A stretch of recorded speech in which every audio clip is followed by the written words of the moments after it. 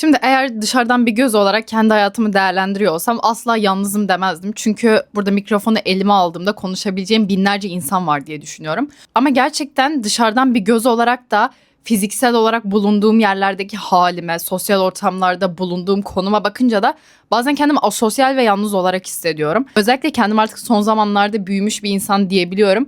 Çünkü hayatımda önemli periyotları yavaş yavaş atlatmaya başladım. Liseyi bitirdim, üniversiteyi bitirdim. Şimdi bayağı kendi ayakları üstünde duran bir insan olmaya başladım. Son zamanlarda kendimi yalnız hissetmem sadece bana özel bir durum mu? Acaba ben mi insanlara karşı gereksiz izole ettim? Yoksa insan gerçekten büyüdükçe yalnızlaşır mı?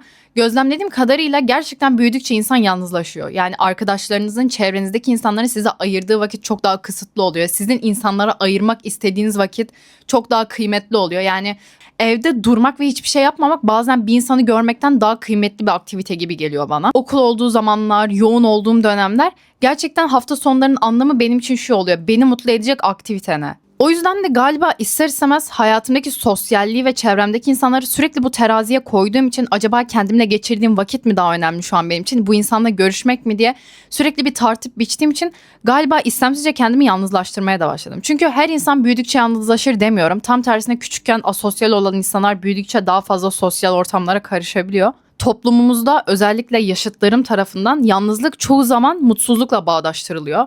Hani benim çevremde çok sosyal arkadaşlarım var. Dışarı çıkmak veya kalabalık ortamlarda bulunmak mutluluğun göstergesi gibi geliyor. Yani dışarı çıkıyorsan mutlu olmalısın. Çok fazla arkadaşın varsa mutlu olmalısın. Buraya gidiyorsan mutlu olmalısın. Bazen en basit aktiviteler de başka insanları o kadar tatmin etmezken beni çok mutlu edebiliyor. Ne bileyim arkadaşlarımın işte terasıma gelip oturmamız ve bütün akşam sohbet etmemiz veya ne bileyim sinemaya gitmek.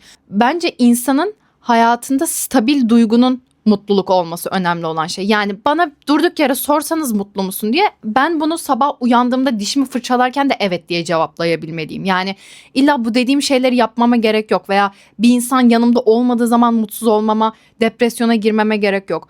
Sürekli görüştüğüm bir arkadaş grubum yok. Sürekli görüştüğüm arkadaşlarım var ama böyle kilit diyebileceğim bir arkadaş grubum yok. Şimdi bence büyüdükçe neden arkadaş grupları o kadar sık görüşemiyor veya arkadaş gruplarının oluşturulması daha zor oluyor. Tabii ki yılda bir tatile gidilirken bu arkadaş grubuyla bu planlar yapılabiliyor veya bir yemeğe gidilirken, bir doğum günü kutlanırken. Ama ben ciddi anlamda o 80 City grubundan bahsediyorum. Benim fikrimce bu her zaman gerçekçi bir şekilde gerçekleştirilen bir olay olmuyor. Bunun sebebi lisede mesela böyle arkadaş gruplarımız oluyor. Ben hatırlıyorum böyle arkadaş grubumuzun ismi bile vardı. Baş harflerimizi birleştiriyorduk. Ortaokulda da böyle arkadaş grubum vardı ve şeyden emindim. Hani birbirimizin en yakın arkadaşıyız ve her zaman bu böyle devam edecek.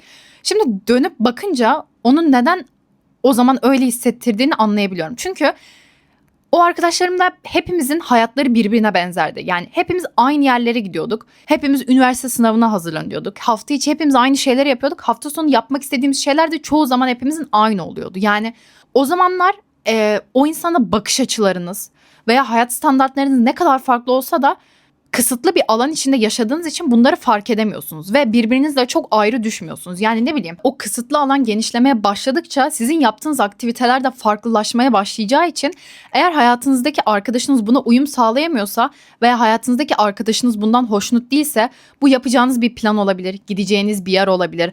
Erkek arkadaşınızla geçirdiğiniz vakit olabilir. Yapacağınız herhangi bir aktivite ters düşmeye başladığı zaman o arkadaşınızla kendini sizden uzaklaştırmaya başlıyor veya siz kendinizi ondan uzaklaştırmaya başlıyorsunuz ve nedense bu şey diye algılanıyor. Zaman geçtikçe arkadaşlıklar sessizce kayboluyor diye. Evet, bir kavga veya gürültü olmadan o arkadaşlıklar bitiyor ama aslında o arkadaşlığın bitme sebebi sizin o kısıtlı alandan çıkıp gerçekten kendi hayatınızı yaşamaya başlamanızdan ötürü gerçekleşiyor. Şimdi lisede dediğim gibi o kadar kısıtlı bir alanda herkes aynı şeyleri yapıyor ki aslında kendi hayatlarımızı kurmaya başladığımızda biz gerçekten ne yapmak istiyoruz? Hayata karşı bakış açımız ne? Atıyorum herhangi bir konuda ben nasıl düşünüyorum? Bunları tartışmaya başladığınız zaman veya ciddi olaylar yaşanmaya başladığı zaman o insanı daha çok tanımaya başlıyorsunuz ve şeyi fark ediyorsunuz. Aslında bu insan benim arkadaş olacağım bir insan değil. Hani lise zamanı şartlar gereği veya onu yeterince tanıyamamamdan hani bu şey gibi laboratuvar ortamında bir şeyi gözlemlemek gibi. Hani onu gerçek hayata atmadan farklı ortamlarda gözlemlemeden nasıl fonksiyon edeceğini bilemezsiniz ya. Hani kısıtlı bir ortamda arkadaşlıklarımızı gözlemleyip birbirimize çok iyi anlaştığımızı düşünüyoruz. Ama alan, hayatımıza giren insanlar, yapmak istediğimiz şeyler değişmeye başladıkça asıl o insanı o zaman tanımaya başlıyoruz. O yüzden küçükken o ilkokuldaki ve ortaokulda sonsuza kadar süreceğini düşündüğüm arkadaşlarımla 6 arkadaşım diyelim. 4'üyle şu an görüşmüyoruz. Tabii ki birbirimize hal hatır soruyoruz. Hatta geçenlerde biri evlendi. İlkokul arkadaşlarımdan biri. Aynı yaştayız. 2004'lü o da. Evlendi, böyle hayırlı olsun diye falan. Tabii ki birbirimize hal hatır soruyoruz, konuşuyoruz ama hayatlarımız farklı olsa da arkadaşlığımızı istesek yürütebilirdik. Şununla da alakalı bu. Bir tek bununla alakalı değil. Mesela benim bir arkadaşım da Danimarka'da okuyor. Ben İtalya'da okuyorum. Sadece neyi düşünmeye başlıyorsunuz biliyor musunuz? Ben zaten farklı bir ülkede yaşıyorum. O da farklı bir yerde yaşıyor. Bizim görüşmemiz gerçekten bizim için önemli mi? Çünkü İstanbul'a döndüğünüz zaman bile görüşeceğiniz insanlara ayıracağınız vakit çok kıymetli olmaya başlıyor. Çünkü siz her zaman bu ortamda bulunmuyorsunuz ve biriyle görüştüğünüz zaman buna değmesini istiyorsunuz. O yüzden aslında arkadaşlıklarınızı daha çok değerlendirmeye başlıyorsunuz. Bu insanla geçireceğim vakte değecek mi diyorsunuz. Özellikle benim için böyle oldu. Tabii ki farklı bir ülkeye taşımanıza gerek olmuyor bunun için. Hayatınızın tamamen yoğunlaşmasıyla alakalı. Siz bir işe de girebilirsiniz. Okul hayatınız çok yoğun da olabilir. Şey diyorsunuz işte, ben zaten yorgun argın eve geliyorum. Bu insan için dışarı çıkıp kahve içmeme değecek mi? Ben onu dinlerken eve gitmek için dakika sayacak mıyım? Yoksa o gerçekten benim yorgunluğumu alacak, bana iyi gelecek bir insan mı olacak? Hani bunları değerlendirmeye başlıyorsunuz. O yüzden aslında büyüdükçe yalnızlaşma sebebimiz bu değerlendirmelerin artması ve ona göre insanları hayatımızdan daha fazla çıkartmaya başlamamız. Ben de tam olarak bunu yaşadım. Artık görüştüğüm arkadaşlarım, gerçekten eğer bunları dinliyorsanız sizi gerçekten sevdiğim için arkadaşlığımız devam ediyor. Bu şey değil, ben sevmediğim insanları hayatımdan çıkarıyorum değil, onlar da bana aynısını yapıyor. Neyden bahsediyordum? O dörtlü arkadaş grubundan. İşte dediğim gibi o arkadaşlığın sürmeme sebebi genelde bu oluyor. Şimdi hepimiz lisede aynı hayatı yaşıyorduk. Üniversiteye geldik. Birimiz sürekli gezmek istiyor. Sürekli gece dışarı çıkmak istiyor. Sürekli bir sosyal plan istiyor. Birimiz erkek arkadaşıyla çok sakin bir hayat yaşıyor ve ilişkilerinde böyle birbirleri olmadan dışarı çıkmayı çok sevmiyorlar.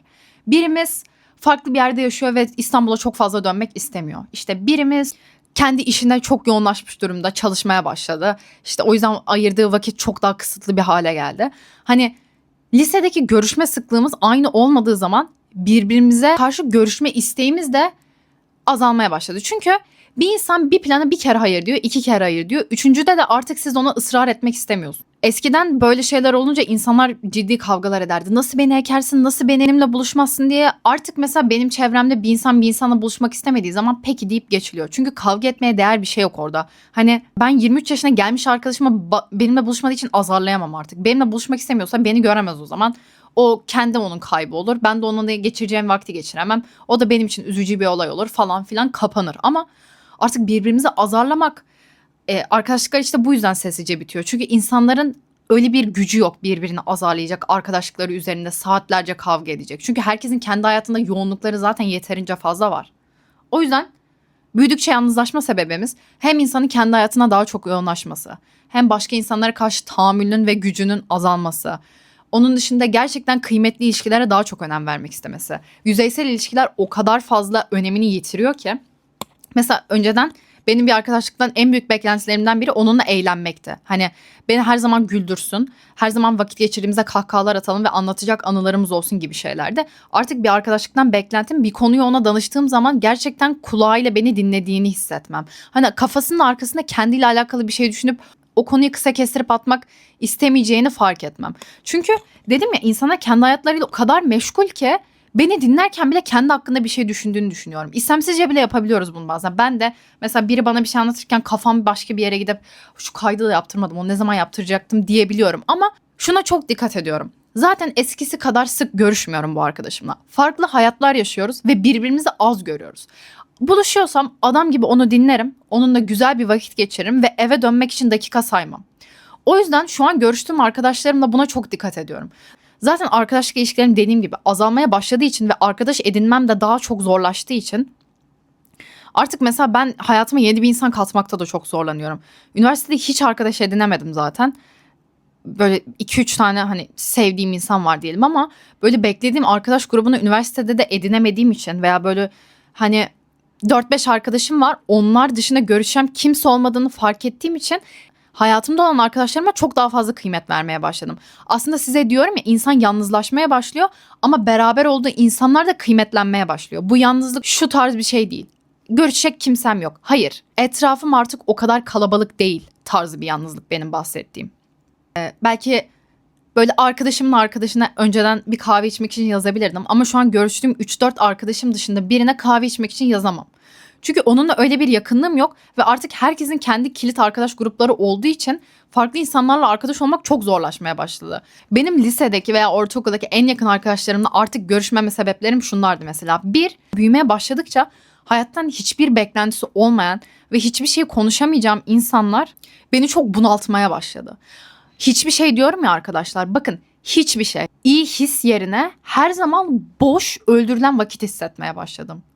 Yani şu şununla ne yapmış, şu nereye gitmiş, şu neyi almış. Hani böyle şeyler konuşmak bir yaştan sonra o kadar bunaltıyor ki sizi şey diyorsunuz. Artık 15 yaşında değilim ve farklı şeyler konuşmak istiyorum hayatımda. Hani biz artık üniversiteye geçmişiz. İnsanlar kendini geliştirmek için binlerce şey yapıyor. İşte kimi staj yapıyor, kimi Erasmus'a gidiyor, kimi yeni dil öğrenmeye çalışıyor, kimi işlere giriyor, kimi hayatını kurmak istediği insanlarla tanışıyor. Ne bileyim, sonuçta yetişkinliğe karşı bir adım atmaya başlıyoruz ya.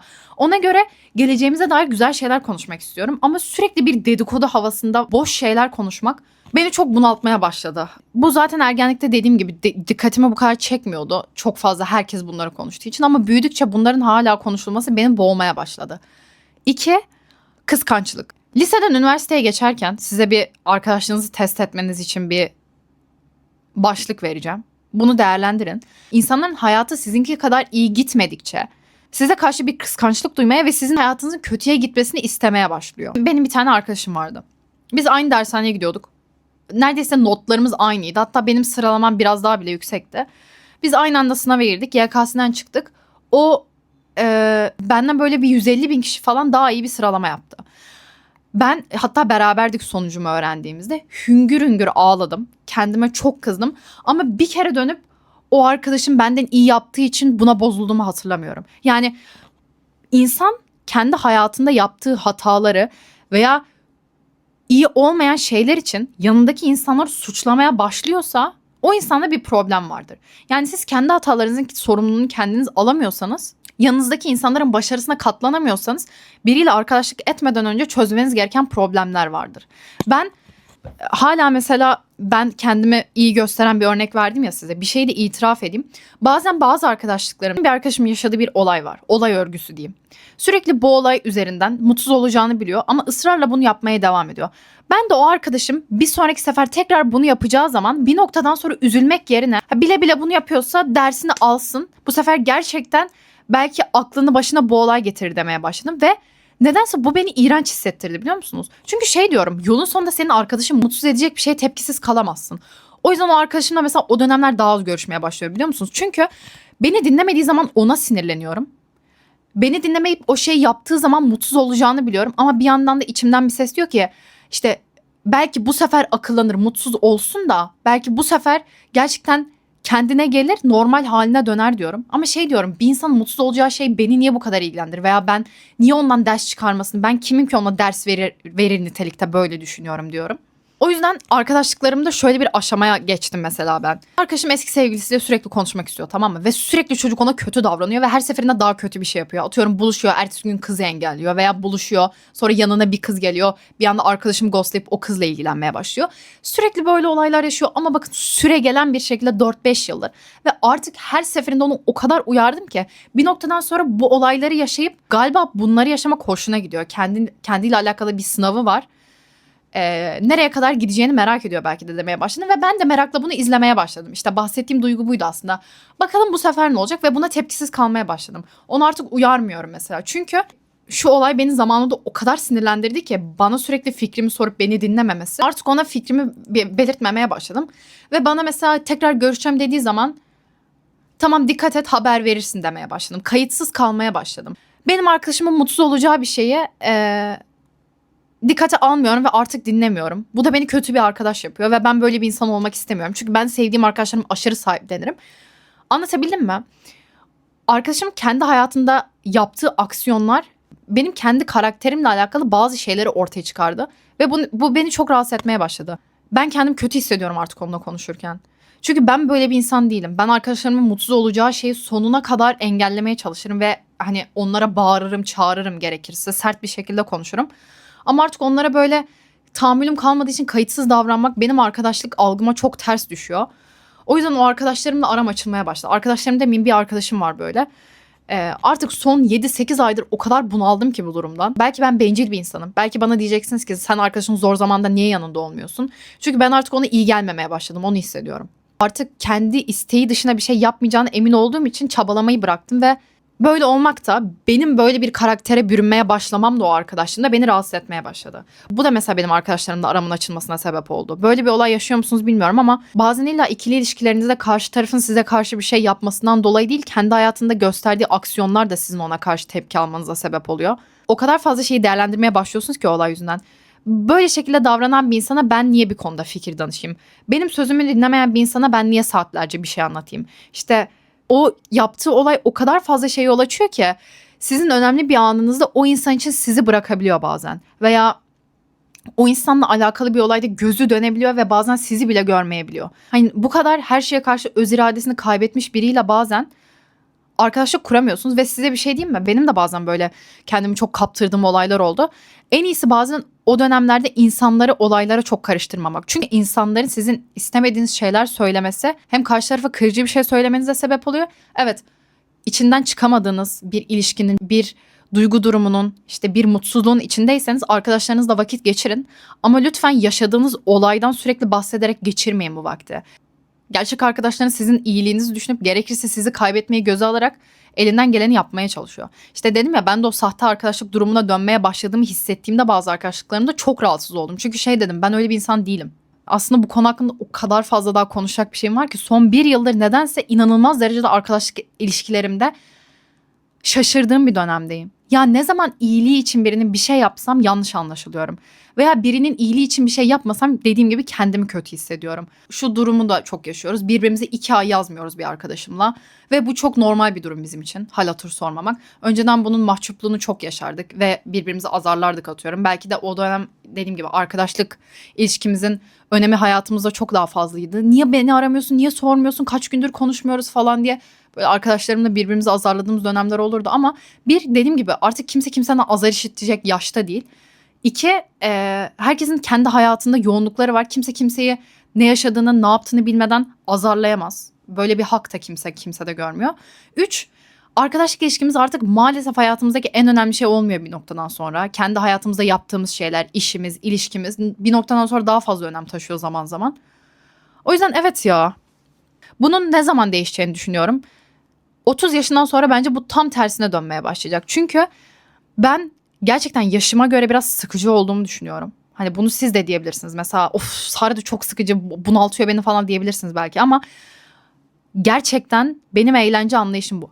Tabii ki dışarı çıkmayı seviyorum. Tatile gitmeyi çok seviyorum ama kendi hayatımda yaptığım sıradan şeylerden de çok mutlu oluyorum. Mesela benim bir arkadaşım diyor ki ben hafta sonu dışarı çıkmadan mutlu olamıyorum. Yani benim için hafta sonunun anlamı bu. Dışarı çıkmalıyım. Ben de diyorum ki ben hafta sonu dışarı çıkmasam da mutlu olabilirim. Atıyorum sevdiğim arkadaşlarımı eve çağırsam, otursam veya o hafta kimseyi bulamadım görüşerek oturup bir film izlesem de mutlu olabilirim. Yani mutluluk kavramını böyle aşırı absürt eğlence karşılamasını beklediğimiz aktivitelerle bağdaştırmak benim hayat bakış açıma ters düşüyor. O yüzden de insanlar beni çok sıkıcı olarak algılıyor. Ama aslında ben normal şeylerden mutlu olabildiğim için çok anlaşılamıyorum galiba. Mesela günlük rutin aktivitelerin beni mutlu edeceğini bilmek zaten beni mutlu ediyor yani. Hani arkadaşlarımla sosyalleşiyorsam daha çok mutlu olurum.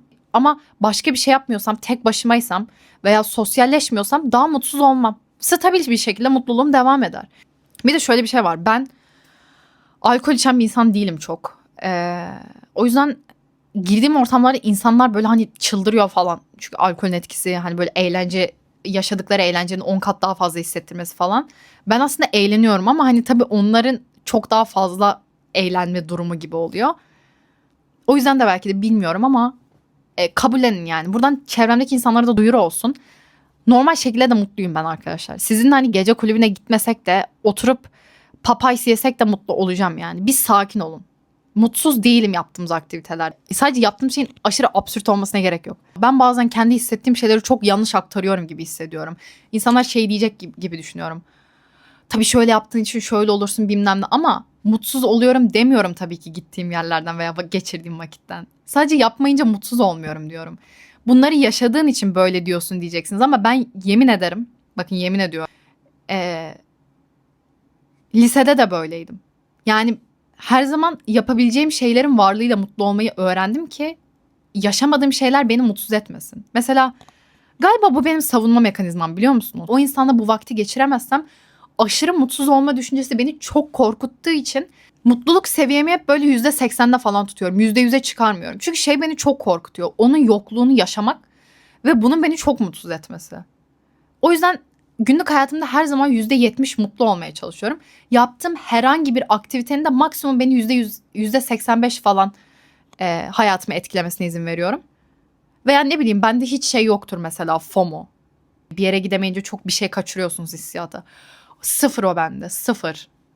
Ne kaçırabilirim ki maksimum diyorum. Ne olabilir yani orada? Ne kadar eğlenebilir insanlar bensiz? Veya neyi görmüş olabilir? Benim FOMO yaşamam için Robert Pattinson'ın gelip arkadaşlarımla böyle oturup kahve içmesi falan lazım. Yani böyle cidden absürt bir olayın yaşanması lazım FOMO yaşamam için. O yüzden yaşadığım her anı o an çok keyif alarak yaşamaya çalışıyorum arkadaşlar. Ve her zaman mutluluk seviyemi ona inanılmaz derecede bağlamıyorum. Yaptığım aktiviteyi, arkadaşlığımı, ilişkimi, gittiğim yere. Şey diyorum, çünkü her zaman böyle garantici bir insan olduğum için kendi hayatımda da mutlu olacağım şeyler yaratmaya çalışıyorum. Mutluluğumu tek bir şeye bağlarsam, ben bunu bakın bir kere yaptım işte. Hayatımda belli bir arkadaşa, belli bir insana, bir şeye mutluluğumu çok bağladım ve geleceğimi onunla çok inşa ettim ve onun yokluğunu yaşayınca o bende çok büyük bir etki yarattı. İnanamayacağınız derecede. Hani YouTube kanalı açıp dertlerimi konuşacak bir etki yarattı bende. O olaydan yaşadığım şeyden tam bahsetmesem de. Belki de öyle bir dönem yaşadığım için kırılma noktası. Şey diyorum, bu insan hayatımdan çıksa da ben kendi hayatımda bunu yapıyorum. Kendi hayallerim var. Kendi yapmak istediğim şeyler var. Bunu da yapabilirim. İşte bir gün atıyorum, buraya gitmesem de buraya giderim. Şunu yaparım. O zaman da mutlu olurum. Her zaman böyle B planım olmasını, hayatımdaki o şey yok olsa da kendi hayatımda mutlu olacağım şeyler yaratabilmeyi seviyorum. O yüzden yalnızlaşmak beni bu yüzden belki de korkutmadığı için yalnızlaşıyorum. Çünkü şey diyorum, ben bir yanlış yapmadığım sürece o insan benim hayatımdan çıkmak istiyorsa kendi bilir. Ben kendi hayatımda mutlu olan bir insanım. Belki de bu savunma mekanizması. Belki kendimi kandırıyorum bir noktada yalnız olmaktan korktuğum için. Bunu da bilmiyorum. Çok da sorgulamıyorum. Ben ne psikoloğum ne de ermiş bir insanım. Sadece kendi kendime hissettiğim duygu durumları bu şekilde ilerliyor. Bu da böyle bir bölümdü. Sizinle uzun süre sonra konuşmak bana çok iyi geldi. Böyle arkadaşıma içimi döküyormuşum gibi sizinle konuşuyorum. O yüzden bazen yanlış anlaşabiliyorum ama ben insanlarla konuşurken filtreli konuşmayı sevmiyorum veya her zaman böyle tartıp biçerek konuşmayı. Size hissettiğim şeyleri en olduğu şekilde aktarmaya çalışıyorum. Umarım başarabiliyorumdur.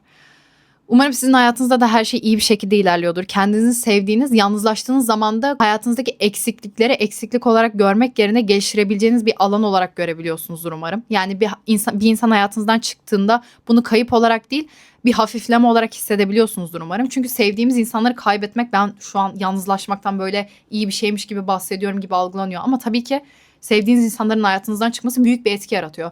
Sadece ben artık şöyle bir kafa yapısındayım. Bir insan hayatımdan çıkıyorsa, bu kadar yıl arkadaş olmamıza ve birbirimize iyi gelmemize rağmen, demek ki bir noktadan sonra bana iyi gelmeyecekti. Zaten beni kaybetmeyi göz aldıysa hayatımdan çıksın. Beni kaybetmeyi göz almış bir insan bana ne kadar iyi gelebilir diyorum. O yüzden umarım hayatınızda size her zaman iyi gelecek, sizi yormayacak insanlarla arkadaş olursunuz. Büyüdükçe de hayatınızda gerçekten vaktinizi ayırdığınıza değecek insanlarla arkadaş olursunuz. Sizin için bunu gerçekten en içten şekilde diliyorum. Ben 30 yaşımdan sonra dediğim gibi bunun tersine döneceğini düşünüyorum. İş hayatımda güzel arkadaşlıklar edineceğim, daha kalabalık ortamlara gireceğim ve kendimden daha emin bir şekilde bunu yapacağımı hissediyorum. Daha gerçekçi bir şekilde keyif alacağımı düşünüyorum. Bakalım ya, ne olacağı da belli olmaz.